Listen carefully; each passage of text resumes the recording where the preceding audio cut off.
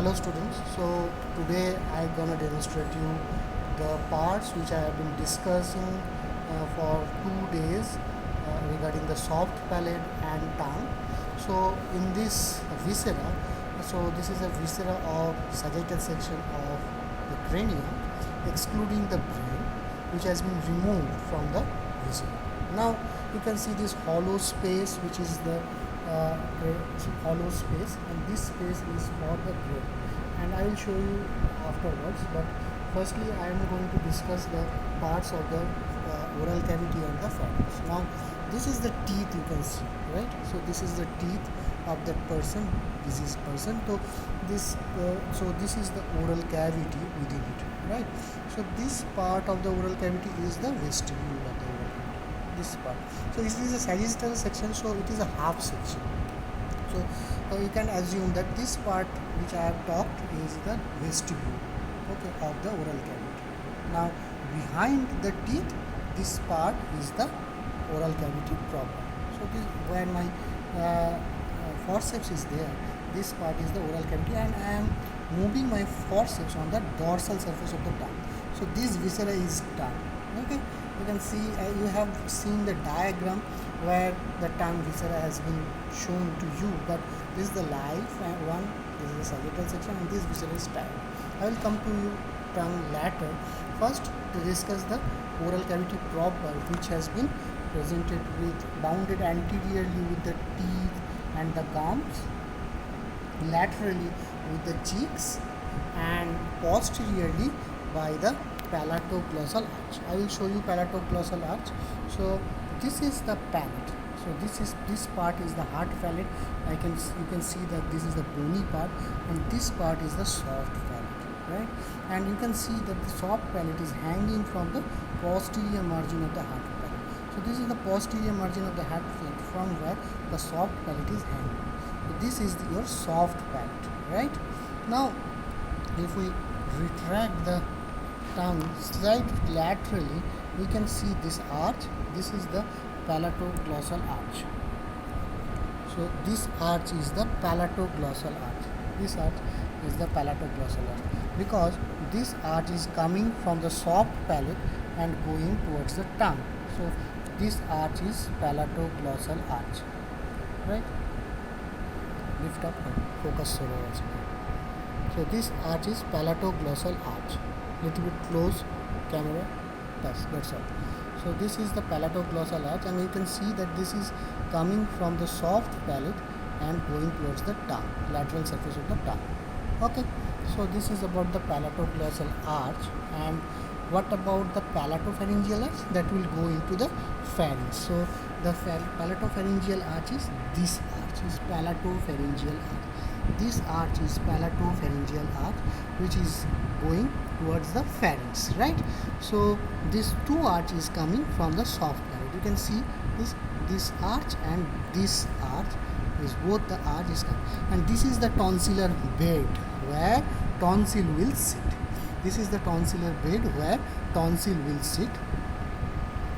Okay, so this is the tonsillar. Now you can see it clearly. This is the tonsillar bed.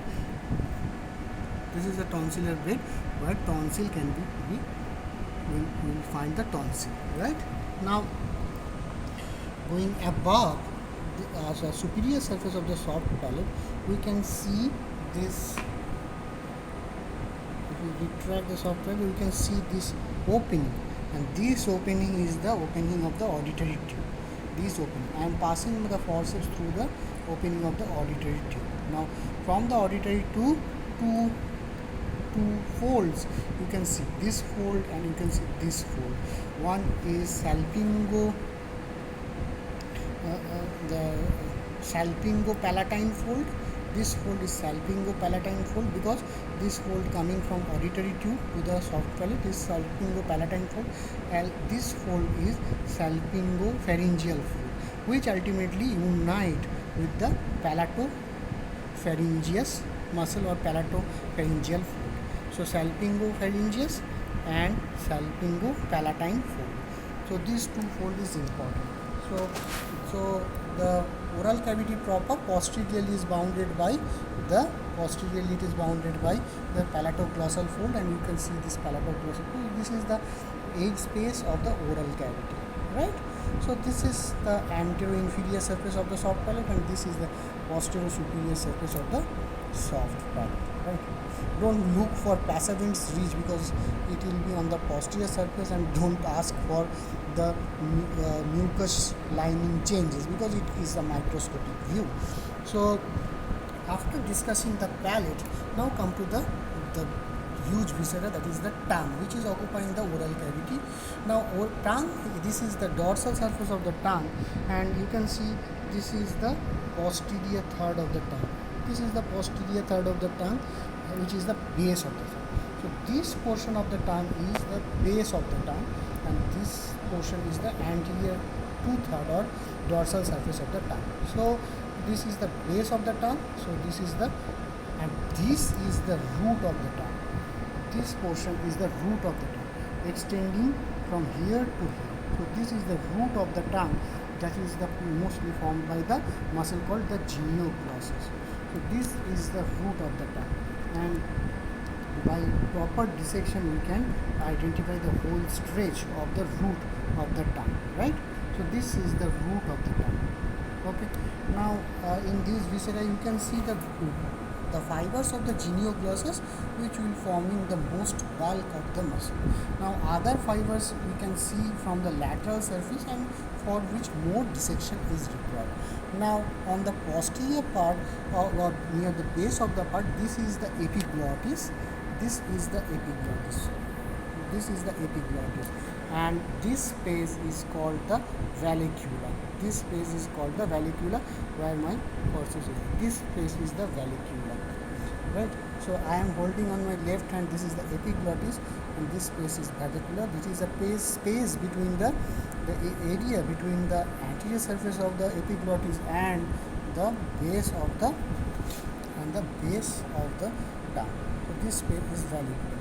This fold you can see, this is the median glossoepiglottic fold, and on close inspection you can see this fold is very proper. Now on close inspection of the tongue, you can see the posterior two-third of the tongue presented with this sort of thing. These are the lingual tonsils, which is present on the submucous coat, for which small elevations is there, right? So these are the lingual tonsils for which the elevations you can note on the base of the tongue, right? So this is about the part of the discussion which I have made on your class. So up to this finishes the demonstration part. If you have any query, I will have to answer you. Thank you.